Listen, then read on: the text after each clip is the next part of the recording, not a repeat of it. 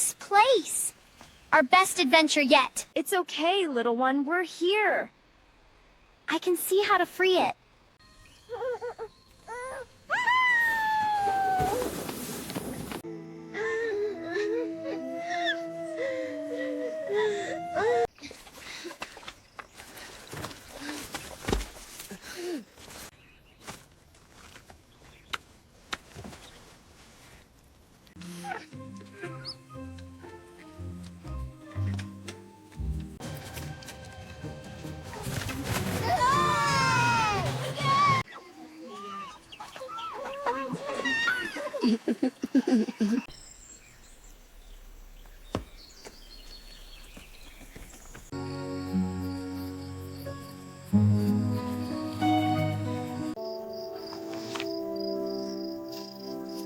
Best friends, best team.